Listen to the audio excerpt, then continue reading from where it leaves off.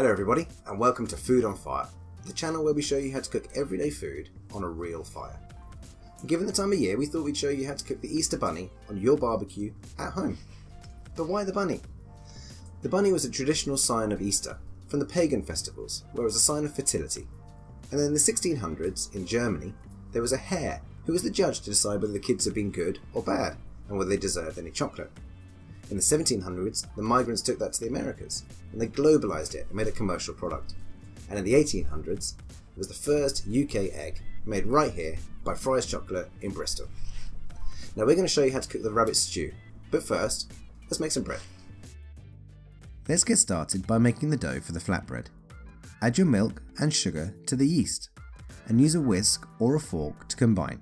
At this point, you can add the egg. We're going to mix this with some yogurt and leave it to one side to form a starter culture. Some bubbles will form on top, and that's when you know it's ready. Take your flour and aerate it using a sieve or a colander. Make sure all of those particles are loose and it's free to work. Add the starter culture and start to fold it with a spoon to bring it together in the bowl. When you have a rough dough, tip it out. You need to work the dough to release those glutens to form it into a bread. Put it away from you and stretch it, making sure to pick up all of those dough from the table. Lightly flour your surface and work your dough harder and to the point where you can add your salt and your baking powder. Again, fold to the middle and start to work it and knead it until it becomes smooth. Fold it into a ball, put it in a bowl and reserve it to one side where it will prove.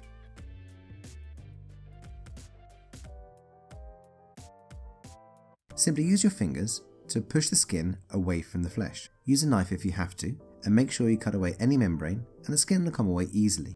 Keep any organs because they make a great pate on toast. We're going to be using the legs, so cut behind the thigh, pop out the joint and use your blade to fully remove. Remember to cut out the loins from the saddle of the rabbit. We'll start with smoked pancetta by removing its skin with a sharp blade and keeping it to one side. Pancetta is available from every butcher and local supermarket. Cut it into length slices and then dice them. These are called lardons. We use those and the skin to flavour the pan and the oils as we get started. But we're going to need to add some vegetables and we're using a classic mirepoix. Start with the celery. Wash it and cut it into length strips before dicing it. We then need to add some allium, red onion, white onion or shallot. Again, lengthways cuts before dicing. We'll add these to the pan later.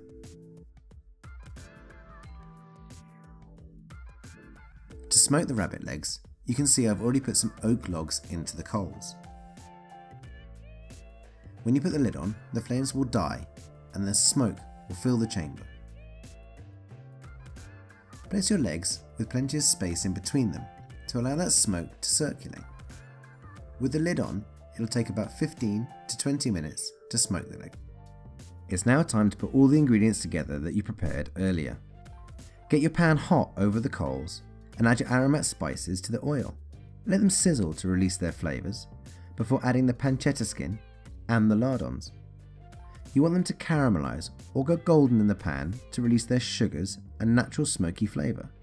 Take the carcasses from the rabbit earlier and brown them over the coals like you would for any stock or gravy. Just make sure you don't burn them on the searing heat. Make sure your pan doesn't catch and add your herbs, whatever you got growing in the garden. We have thyme, rosemary and bay. Next we're going to mix in the mirepoix of veg and start to saute, which means soften. Make sure we get all the flavours from the aromats and the pancetta. Add some cinnamon if you have it, and the browned bones. We've also added a pig's foot, which helps to give a gelatinous quality to the sauce. Add a decent glug of red wine, but use a nice one because the flavour comes through. You need to get all the legs in the pan and make sure you move them around and cover them in that base sauce. Let's get the lid on to get some heat back into the pan.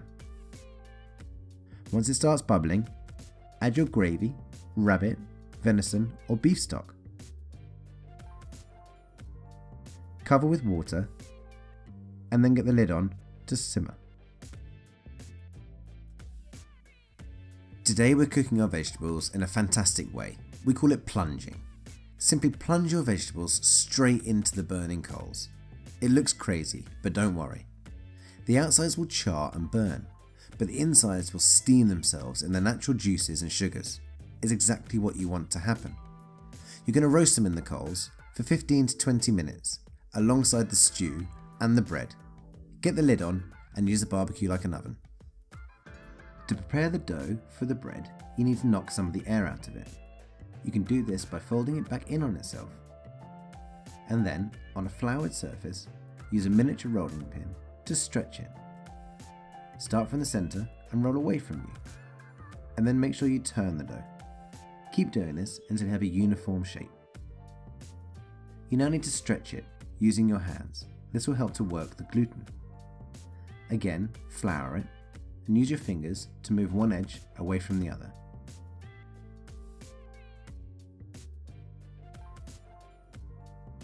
When your dough is ready, make sure your pan is hot and offset from the coals. Get the lid on and wait 4 minutes. Turn the bread over and put the lid straight back on to keep the heat. After another 4 minutes, your bread should be ready. Turn it over and check for bubbles and golden crusts.